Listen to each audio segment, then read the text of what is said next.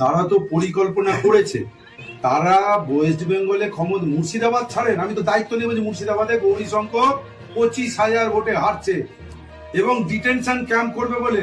দেখুন, তারা তো মাস্তানি করছে, তারা সংবিধান মানছে না। আজকে ভোটের পথকালে ভোটগুলো কেটে দিচ্ছে। এসআইআর করুক, আমাদের কোনো অসুবিধা নেই। যারা মৃত ভোটার নাম বাদ গেছে, যাদের কাগজ কলমের সমস্যা আছে, তাদেরকে তো সুযোগ দিতে হবে। 2 বছর ধরে এই এসআইআর করা উচিত, সেখানে 2 মাসের মধ্যে।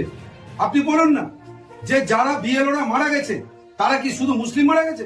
হিন্দু মুসলিম উভয় সম্প্রদায়ের মানুষ, তাদেরকে মেন্টালি টর্চার করা হয়েছে, তাদেরকে রাতে বেলায় অর্ডার করা হয়েছে।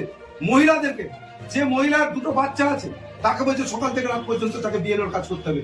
সকালে 1 অর্ডার করছে, বিকালে 1 অর্ডার করছে। অর্ডার কিসে? কোনো লিখিত অর্ডার নাই, হোয়াটসঅ্যাপে অর্ডার।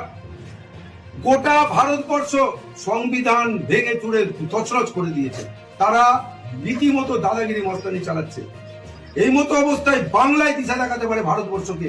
বাংলার মানুষ এই 26-এ যদি বিজেপিকে বিদায় না করতে পারে, গোটা ভারতবর্ষের মানুষের কপালে কিন্তু ভাঁজ পড়বে এবং আগামী কালো দিন আসছে। আপনি বলুন না, বা কলমের রাষ্ট্রপতি শাসন চলছে। কোন অফিসারের সাথে জনপ্রতিনিধি হিসাবে বা তৃণমূলের কর্মীরা যদি কথা বলে, তাদেরকে সাসপেন্ড করে দেওয়া হচ্ছে, তাদের বিরুদ্ধে সাজা ঘোষণা করা হচ্ছে। এই তো ইংরেজ রাজত্ব চলছে। আমি দায়িত্ব নিয়ে বলতে পারি, এই বাংলা, এই মুর্শিদাবাদ ইংরেজকে তাড়িয়েছিল, আর এই বিজেপিকে বিদায় করবে এই মুর্শিদাবাদ।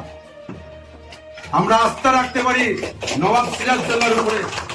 আজকে নবাব সিরাজদৌল্লা যেমন ছিল, মির্জাফরও ছিল, মীর কাসিমই ছিল। তারা বিভ্রান্ত ছিল, তারা ভুল করেছিল, কিন্তু আমরা সেই ভুল করবো না।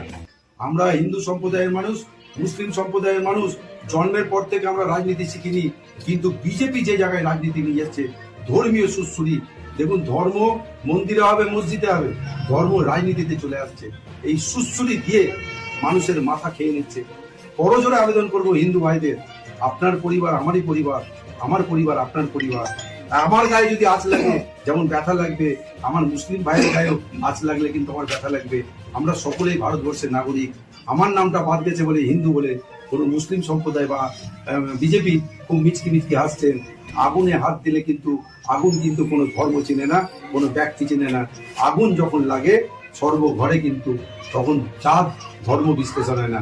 আসুন আমরা সকলে মিলে ভারতবর্ষে যে আগুন বিজেপি চালাচ্ছে, এই আগুনের বিরুদ্ধে আমাদেরকে শান্তির বার্তা নিয়ে এবং জল নিয়ে এবং ফায়ার ব্রিগেড নিয়ে নামতে হবে। এদেরকে বিদায় দিতে হবে। আমাদের যে